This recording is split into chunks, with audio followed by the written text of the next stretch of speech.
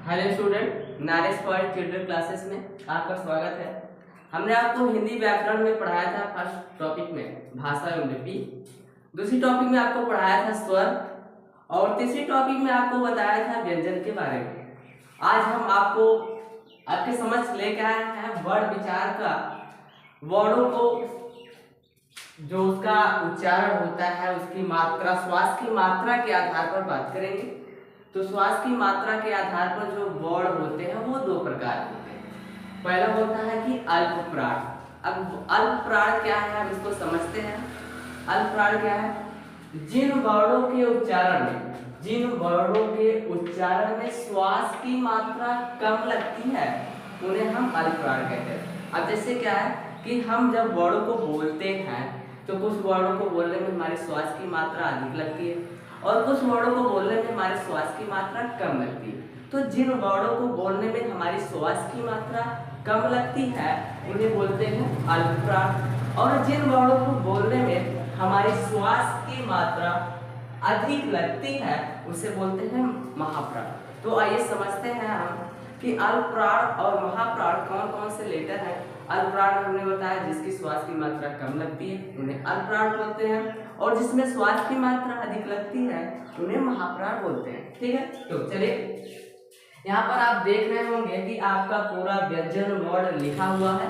तो हम बताएंगे आपको कि कौन कौन से व्यंजन वर्ण हैं जो क्या करते हैं, जो अल्प प्राण है और जो महाप्राण है उनका हम वर्गीकरण करेंगे, क्लासिफाई करेंगे। ठीक है, तो आइए देखिए, ये मेरी पहली पंक्ति है। यहाँ पर नंबरिंग मैंने कर रखा है ऑलरेडी। यहाँ पर लिखा है फर्स्ट रो पहली पंक्ति, यहाँ दूसरी पंक्ति है, ये तीसरी पंक्ति है, ये चौथी पंक्ति है और ये पांचवी पंक्ति है।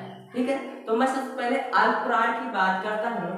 अल्प प्राण की बात करूँ तो अल्प प्राण की बात कर रहा हूँ।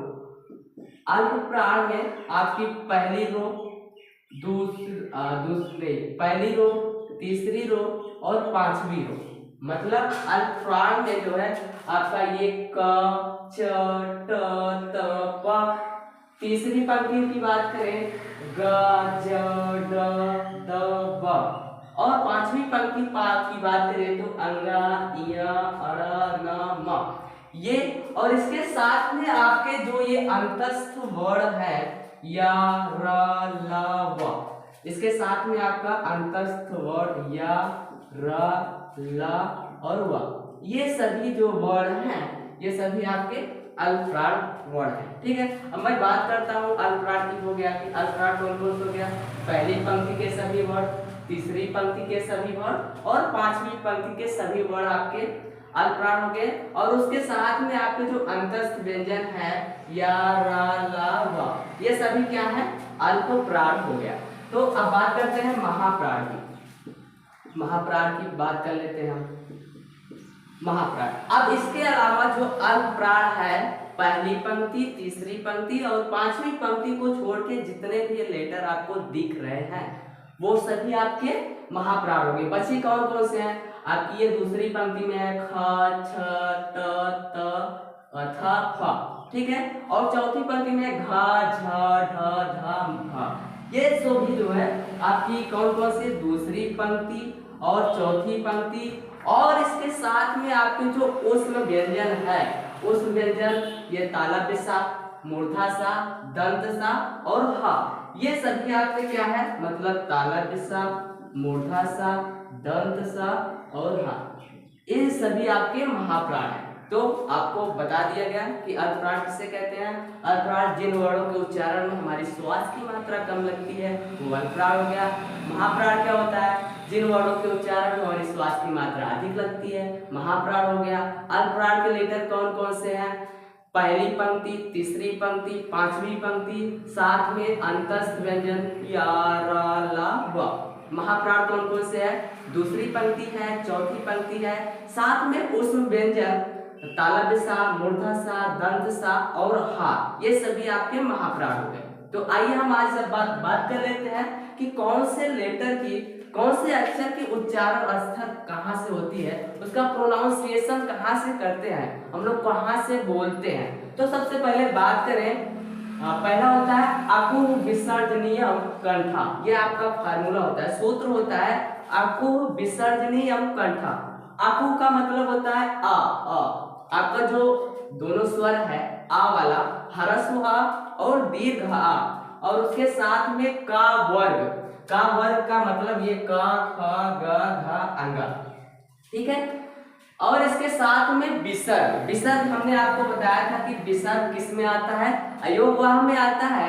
और विसर्ग को बोलते हैं आहा को बोलते हैं। आहा को हम क्या बोलते हैं, विसर्ग बोलते हैं, ठीक है। तो आपका जो कंठ से बोले जाने वाले वर्ण हैं वो कौन कौन से हैं, ह्रस्व आ है, दीर्घ आ है, और पूरा का वर्ग है, का से लेकर के अंगा तक है।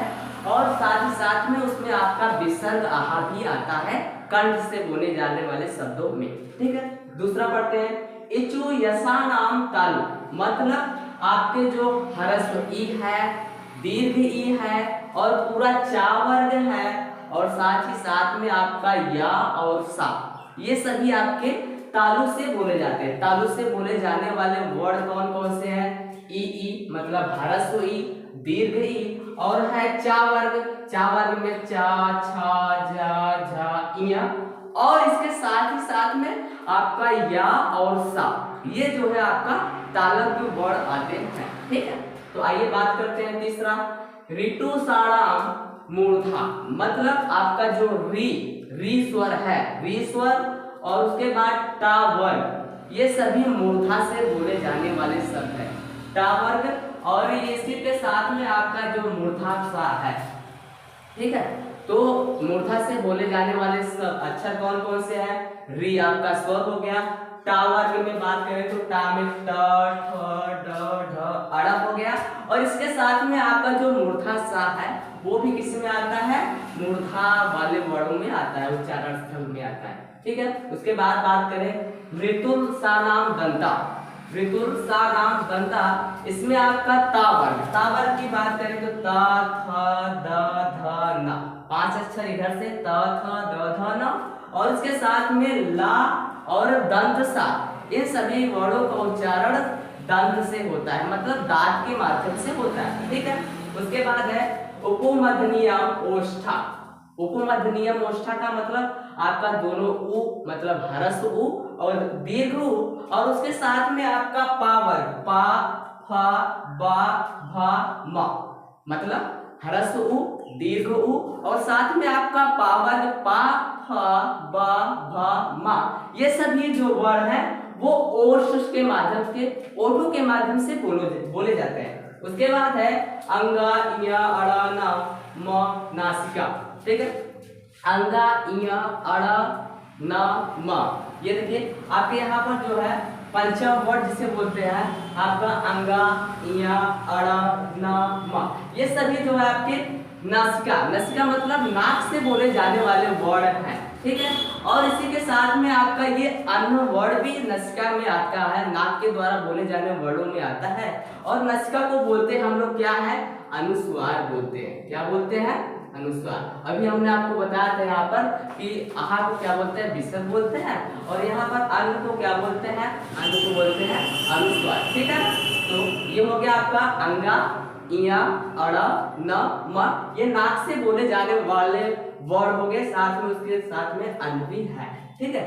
एदायतो कंठ ताल। अब आपके जो स्वर बचा है ए आई जो आपका स्वर है वो कंठ और ताल दोनों को मिलाकर के बोला जाता है, इसीलिए उसको बोलते हैं एदायतो कंठ ताल। मतलब आपका जो ए आई स्वर है वो आपके कंठ और ताल दोनों से बोला जाता है। उसके बाद है उदायतो कंठोष्टम। आपका जो ओ और औ है, ओ और औ जो लेटर है, स्वर है, ये आपके कंठोष्ट मतलब कंठ और ओष्ठ दोनों से मिलाकर के बोले जाते हैं, आपके ओ और औ, ठीक है। उसके बाद वकारस दंतोष्ठम। आपका जो वर्ण अक्षर है, व अक्षर है, वो आपका दंत ओष्ठ से मिलाकर के बोला जाता है। तो आज हमने आपसे सीखा उच्चारण स्थल, और उच्चारण स्थल के साथ साथ में आपको सिखाया अल्पप्राण और महाप्राण। हमें उम्मीद है कि आप इस क्लास को अच्छे से पढ़ेंगे, और हम अपने अगली क्लास में आएंगे आपको सघोष और अघोष लेकर के, और आप इसको स्क्रीनशॉट ले लीजिए और तब तक हम आपके समझ लेके आएंगे नेक्स्ट क्लास में सघोष और अघोष और पूरे अक्षरों का सारांश लेकर आएंगे कि उसमें क्या क्या हमने आपको बताया था कि 52 लेटर होते हैं तो कहाँ से होते हैं पूरा हम जोड़ के आपको दिखाएंगे। धन्यवाद।